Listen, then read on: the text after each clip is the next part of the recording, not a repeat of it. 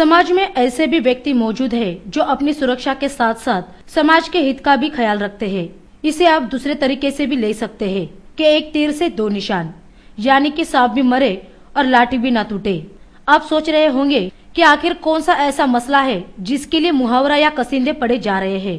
तो हम आपको बता दें कि ये मुहावरे की कोई कोरी कल्पना नहीं है। एक व्यवसायी ने समाज के लिए एक मिसाल कायम रखी है। उन्होंने अपने ऑफिस में जहां सीसीटीवी कैमरे लगाए हैं, वहीं नेरुल रेलवे स्टेशन परिसर को ध्यान में रखते हुए वहां भी सीसीटीवी कैमरे लगवा दिए। बात यही खत्म नहीं हुई, उन्होंने अपने घर पर भी सीसीटीवी कैमरे लगाए। अब व्यवसायी की नजरों का काम कैमरा कर रहा है।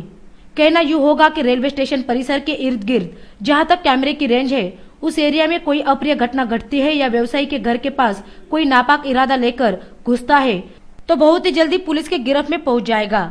इस सीसीटीवी कैमरे की वजह से व्यवसायी विजय घाटे सुरक्षित है, वही समाज के लिए भी उनका सीसीटीवी काम कर रहा है।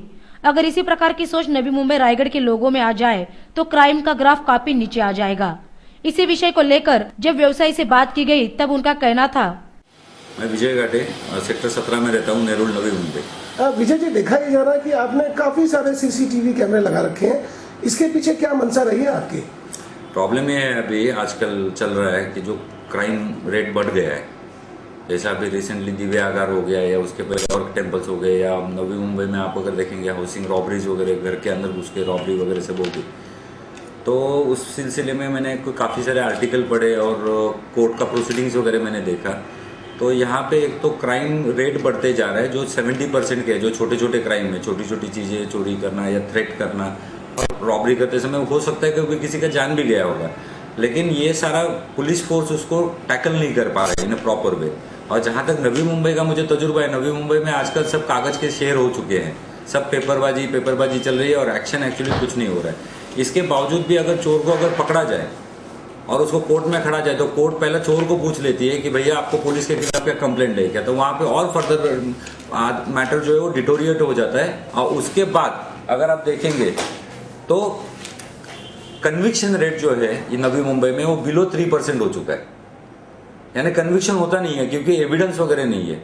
तो इससे अपने आप को सिक्योर करने के लिए मैंने सोचा कि अगर मेरा घर कुछ लाख रुपए का है, 40-50 लाख रुपए के ऊपर है, तो अगर मैं 2-5 हजार रुपया 10 हजार रुपया अपने आप का खर्चा कर लेता हूँ, आज टेक्नोलॉजी अवेलेबल है इंडिया में, वो टेक्नोलॉजी को यूटिलाइज करता हूँ और साथ ही साथ पुलिस को भी वो टेक्नोलॉजी का मेरी ओर से यूज करने के लिए प्रोत्साहित करता हूँ और पुलिस उसका एडवांटेज ले लेती है, तो ये पुलिस और एक आम नागरिक इनके हाथ में करके मैं लोगों के पास जाने के पहले मैं अपने आप ये काम शुरू किया। वही सुरक्षा के लिहाज से जब इसी विषय पर नेरुल पुलिस थाने के वरिष्ठ पुलिस अधिकारी से बात की गई, तब उन्होंने चोरी की वारदात से कैसे बचे तथा कैसे चेन स्नेचिंग के वारदातों से महिलाएं अपने आप को सुरक्षित रख सकती है, इस विषय पर टिप्स दी।